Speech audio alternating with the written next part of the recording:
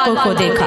मैया दौड़ करके आई, अरे मेरी बुद्धि मारी गई है, मुझको लगता मेरी बुद्धि इधर उधर भ्रमित हो गई है, कहीं राम तो वहां से चलकर तो नहीं आ गया यहाँ पे।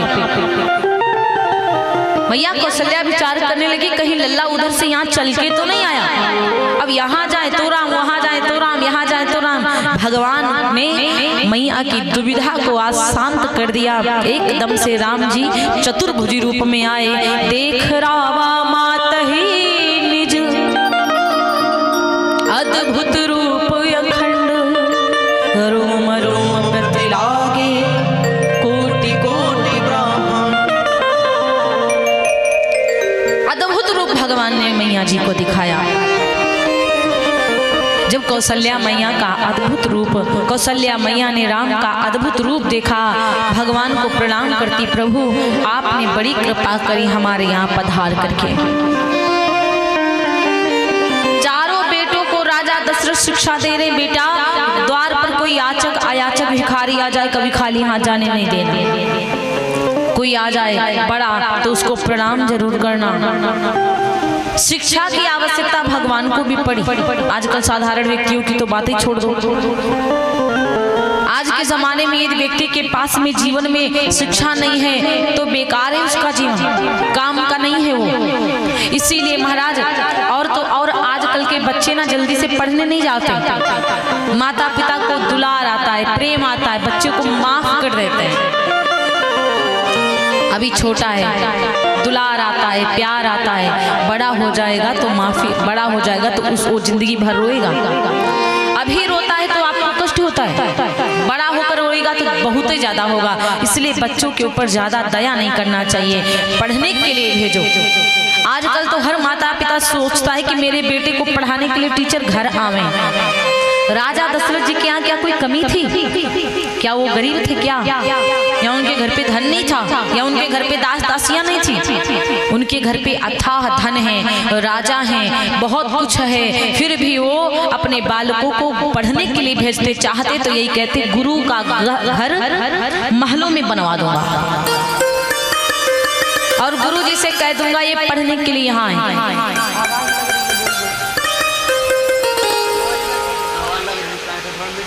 गुरु के ग्रह को पढ़ने के लिए जावे।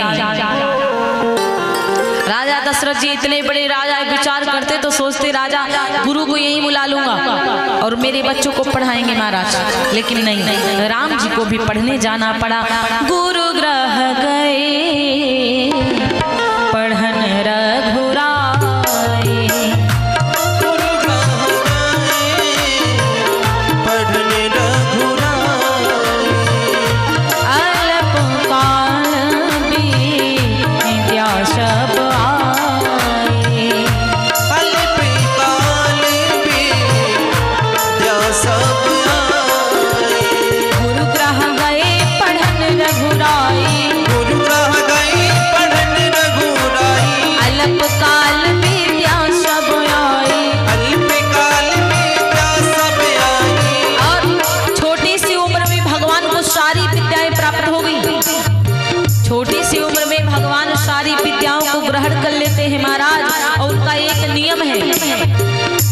प्रातः काले उठी कहे रघुनाथा, प्रातः काले उठी कहे रघुनाथा, मातु पिता गुरु नावहि माथा, मातु पिता गुरु नावहि माथा।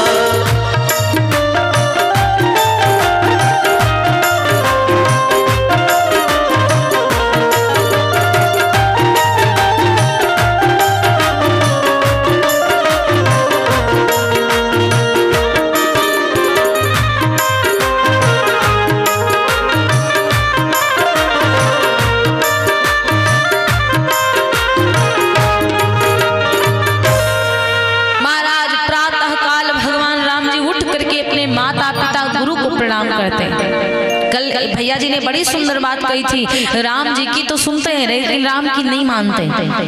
राम जी की सुनो तो राम की मानो, जीवन में उतारो। केवल राम का नारा लगाने से कोई राम नहीं बन जाएगा, राम के जैसे आपको बनना भी चाहिए। किसी बहन बेटी को देखो, किसी की माँ को देखो, किसी के घर के परिवार को देखो तो उसको सम्मान पूर्वक देखना चाहिए, उसका सम्मान करना चाहिए। केवल राम की कथा सुनने से कल्याण नहीं होगा, राम की मानने से, अपने जीवन में उतारने से कल्याण होगा। हर माता पिता चाहता है कि मेरा बेटा नाम कमाए, मेरा बेटा नाम रोशन करे, बड़ा हो जाए, लेकिन शिक्षा कैसे देते हो? एक जगह पे मैं कथा करने गई, एक बूढ़ी बूढ़ी मैया थी, एक बालक था वहां पर बैठा, पता नहीं क्या सामान उनका रखा था, तो वो बालक से बोली, बेटा जरा ये मेरा सामान उठा के इधर वहां रख दो। वो कहता नहीं नहीं हम नहीं जाएंगे, मम्मी मारेगी मेरी। अब बताओ, यही शिक्षा उसके परिवार वाले, अमीर घर का लड़का था। मम्मी भी बड़ी बड़ी मॉडर्न जमाने की कि हमारा बच्चा यदि बड़ों का कहना मान लेगा तो नौकर बन जाएगा। इसीलिए कुछ माताएं अपने बच्चों की गलत शिक्षा देते कि वहाँ काम करने गए थे, क्यों काम करते हो वहाँ पे, यही तो गलत है। अरे कोई किसी का काम करवा दे वो अच्छी बात है। ये सिखाना चाहिए कि बेटा सबकी सहायता करो, ये नहीं सिखाना चाहिए कि तुम काहे गए थे वहाँ पानी देने, काहे गए थे तुम उनकी कुर्सी उठाने, काहे गए थे तुम उनका काम करने, ये शिक्षा नहीं दो। मैया कौशल्या, महाराज श्री दशरथ जी कहते जिसका काम पाओ कर दो। माता पिता गुरु तीनों लोगों को प्रणाम करते हैं, और हम लोगों के जीवन में प्रणाम ही तो सब कुछ है। अगर एक बार किसी को प्रणाम कर लेंगे तो उसका दिल गदगद हो जाता है, वाह कितना बढ़िया है, संस्कारी है। और ठूठा के जैसे खड़े रहेंगे सामने वाले को देख के तो यही कहेंगे खड़े रहो। जो अकड़ा रहता है ना वो हमेशा टूट जाता है, याद रखिएगा। हमेशा अकड़ करके नहीं चलना चाहिए। दांत देखो कितने कठोर होते हैं, दांत कितने कठोर होते हैं महाराज। दांत बाद में जमते हैं और पहले ही टूट जाते हैं। जिह्वा कितनी नरम होती है, जन्म से रहती है और मरते दम तक रहती है। जो चीज बिल्कुल अकड़ी खड़ी रहती है वो खट से टूट जाती है, और जो चीज मतलब कोमल होती है वो लचीली होती है, वो टूटती नहीं। मरोड़ मरोड़ कर तोड़ोगे ना तो भी नहीं टूटेगी। आंधी आने लगता है, जब आंधी चलती है तो पेड़ देखो कोई कोई बिल्कुल खड़े रहते हैं, ऐसे ऐसे हिलते हैं वो पेड़, जड़ से उखड़ कर जाकर 2 किलोमीटर दूर गिरते हैं। और जो पेड़ बिल्कुल लच जाते हैं, ऐसे ऐसे लचते, इधर जाते उधर जाते, इधर जाते उधर जाते, वो लच जाएंगे झुक जाएंगे लेकिन उनकी जड़ नहीं टूटेगी। और जो लोग प्यार से बोलते हैं तो भले ही उनके अंदर भीतर क्या भरा हो, लेकिन प्यार से बोल दो तो 4 बार जरूर प्रशंसा आए, कितने प्यार से बोलता है, कितने बढ़िया है ये, कितने अच्छे हैं। इसलिए महाराज आप किसी भी चीज को ले लो, कठोर चीज हमेशा टूट जाती है और निर्मल चीज, कोमल चीज कभी टूटती नहीं है। इसलिए हमेशा झुकना चाहो, झुकना जानो। जो झुकता है उसी का कल्याण होता है। राजा दशरथ जी कहते हैं, पुत्र हमेशा झुको बड़ों के चरणों में, हमेशा बड़ों का सम्मान करो, कभी किसी का अपमान नहीं करना। बाण कैसे चलाया जाता, धनुष कैसे पकड़ा जाता, तीर कैसे छोड़ा जाता, सब राजा दशरथ शिक्षा देते हैं। हम लोग क्या करते हैं, बच्चों को बोलेंगे भैया स्कूल जाना तो कोई एक मारे तो 2 मारो, हम निपट ले। ये सबसे बड़ी गलत बात। आप यहाँ से शिक्षा देती हूँ, एक मारे तो तुम 2 मार के आइयो, हम निपट ले, यही तो गलत है। उससे ये बोलना चाहिए बेटा ना किसी को मारना और ना किसी से मार खाना, ज्यादा मतलब किसी से नहीं रखना, आराम से पढ़ाई करना, बढ़िया से घर को आ जाना, ये शिक्षा देनी चाहिए। और ये शिक्षा देनी चाहिए द्वार पर कोई बूढ़ा बुजुर्ग आ जाए तो ये झूठ ना बोलियो, उसको कुर्सी उठाकर पहले दो कि बैठिए अभी पापा को बुलाते हैं, समझ लेना ये होना चाहिए। और अगर ये जीवन में नहीं है, बच्चों के ये सीख नहीं दे पा रहे हो तो उसका आपका जीवन बेकार है महाराज। इसलिए हमेशा बच्चों को सीख दो। बोली व्यास भगवान की। राजा दशरथ जी अपने लालन को, अपने बच्चों को ऐसी शिक्षा दे रहे हैं, भगवान राम जी रोज शिकार करने जाते हैं और रोज मृग को मारते हैं और लेकर के मृग आते हैं मार करके और दिखाते किसको है? अपने पिता को, कि देखो पिताजी आज मैंने इस मृग को मारा है। बंधु सखा संग ले बुलाई और बन मृगया नित खेले ही जाए।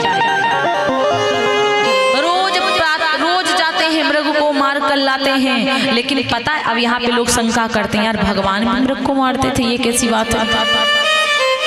यहाँ पर लोगों के मन में संदेह आ जाएगा कि भगवान भी जानवरों को मार रहे थे तो गलत है ना। पता है भगवान किस मृग को मारते थे? जो साधु संत थे। जब से राम जी का जन्म हुआ था तब से रोज आते थे, मैया भिक्षा देती थी, दान देती थी, उसके बाद भी दीवालों को पकड़कर खड़े रहते थे, नहीं जाते थे। मैया कहती थी बाबा आप लोग आते हो, दान भी दे देती हूँ, आप लोग जाते नहीं हो, दीवाल को पकड़कर खड़े रहते हो, क्या कारण है? तब कहते थे बाबा काश मैं दीवाल बना होता और जिस प्रकार राम दीवाल को पकड़कर चलते हैं मैं भी दीवाल बना होता तो मुझे भी पकड़कर चलते। भगवान ने जिन राक्षसों को मारा, ये तो त्रेता युग की बात है, सतयुग सबसे बड़ा युग है। सतयुग में जिन जिन संतों के मन में विचार आया कि प्रभु मैंने सुना है, मैं जानता हूँ कि आप जिसको मारते हो उसको वैकुंठ अपने धाम को बुलाते हो, काश मुझे भी आप मारते तो मैं भी आपके साथ वैकुंठ आता। भगवान उनकी इच्छाओं को पूर्ण कर दिए कि ऐसे तो भी तुमको मार नहीं सकते हैं, जाओ जब तुम अगले जन्म में मृग बनोगे तब तुम पावन मृग बनोगे, अच्छे मृग बनोगे, अभी भी तुम पापी नहीं हो, बाद में भी पापी नहीं रहोगे, लेकिन तुमको मैं मृग योनि से मुक्त करके वैकुंठ बुला लूंगा।